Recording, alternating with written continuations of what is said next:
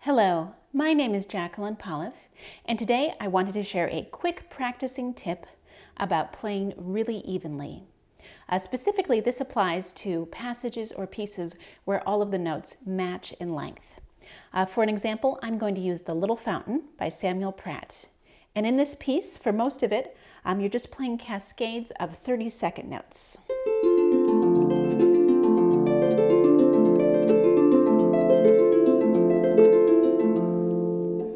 And so forth. So within those 30-second notes, you want everything to really match in length so that no note is longer or shorter than any of the others.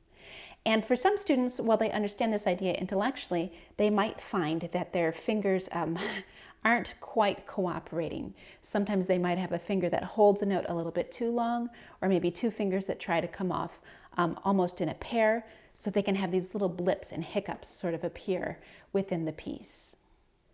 So a classic way to practice, if you're running into this in your playing, is to alter the rhythm on purpose. And rather than playing groups of 4 even notes, you could play them with something like a dotted 8th 16th note rhythm, or to put it more simply, just a long, short pattern to your notes. So you could play like this.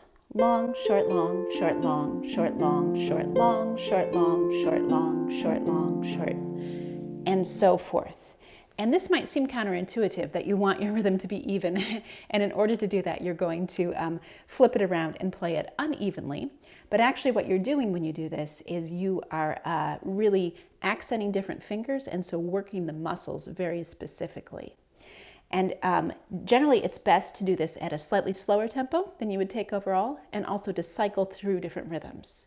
So you could start with the long short that I was just playing, then you could flip it and do a short long, so the opposite. Short long, short long, short long, short long, short long, short long, short long, short long. And then you could move through more variations, like you could do 2 longs and 2 shorts, long, long, short, short, long, long, short, short, and then the opposite of that, short, short, long, long, short, short, long, long. Practicing this way is particularly helpful if you're trying to increase the tempo for a piece. Some people find that if they're going slowly enough, their notes are nice and even and there are no issues. But then as they gradually increase the tempo, there comes a point where they can't keep up and play both faster and evenly. So that's a great time to kind of pause in your practicing and cycle through the entire piece or passage with all of these different rhythms.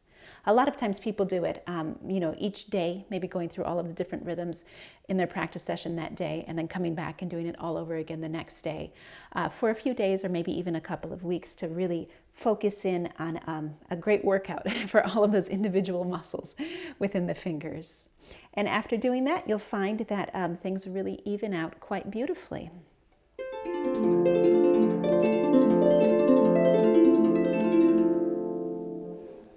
So if you're working on a passage with notes all the same length and you want them to be more even, I hope this tip is helpful.